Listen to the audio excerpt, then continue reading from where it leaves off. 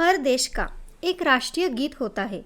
उसी तरह हमारे भारत देश का भी राष्ट्रीय गीत वंदे मातरम है, जिसे हमारे देश में बहुत महत्व दिया जाता है। हमारा राष्ट्रीय गीत बंकिम चंद्र चटर्जी द्वारा लिखा गया है।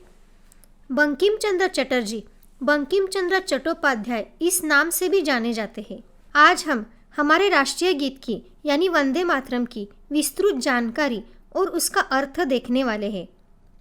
वंदे मातरम गीत को बंकिम चंद्र चटर्जी के उपन्यास आनंद मठ से लिया गया है। वंदे मातरम को 1882 में प्रकाशित किया गया था। उसके बाद 1950 में स्वतंत्रता मिलने के बाद इसे संविधान सभा में राष्ट्रीय गीत के तौर पर स्वीकार कर लिया गया। आज़ादी के पहले और आज़ादी के बाद भी वंदे मातरम गीत ने सभी को एकजुट करने में बहुत बड़ी भूमिका निभाई है।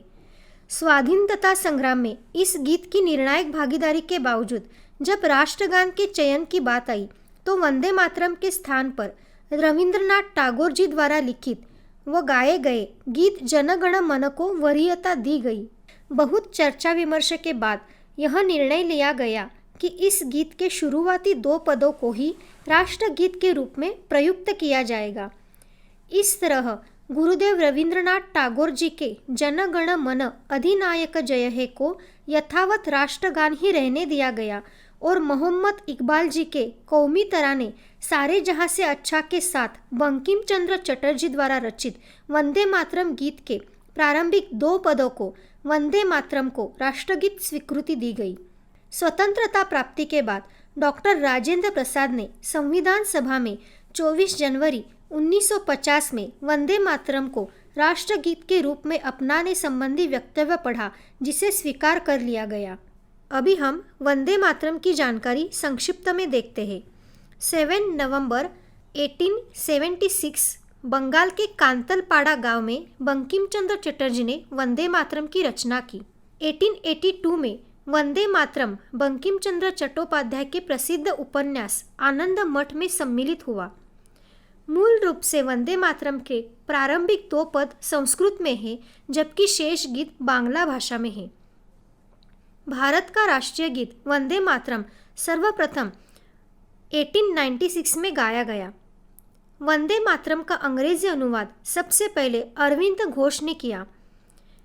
दिसंबर 1905 में कांग्रेस कार्यकारिणी की बैठक में गीत को राष्ट्रगीत का दर्जा प्रदान किया गया। बंग भंग आंदोलन में वंदे मातरम राष्ट्रीय नारा बना।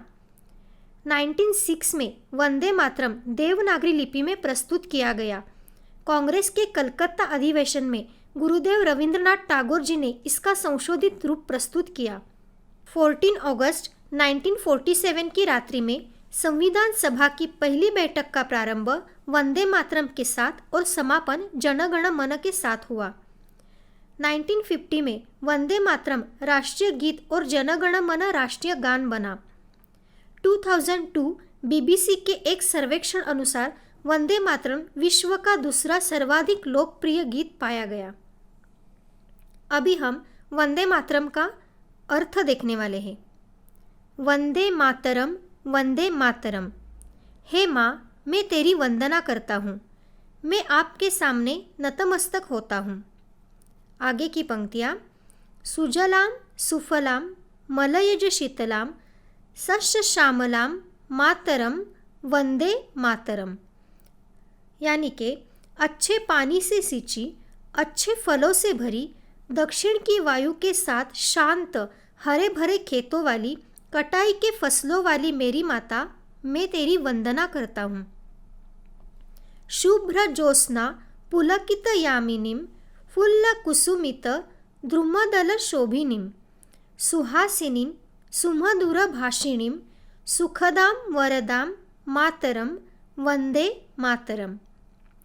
उसकी रातें चांदनी की गरिमा में प्रफुल्लित हो रही है। उसकी जमीन खिलते फूलों वाले वृक्षों से बहुत सुंदर ढकी हुई है।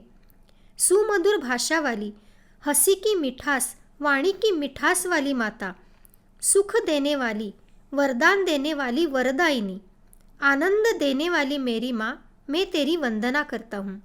अगर ये वीडियो आपको पसंद आया हो तो ज़रूर लाइक करो, शेयर करो, सब्सक्राइब करो और सबसे ज़रूरी बात, बेल आइकॉन पे प्रेस करो ताकि हमारी अगली वीडियो सबसे पहले आप तक पहुंचे। धन्यवाद।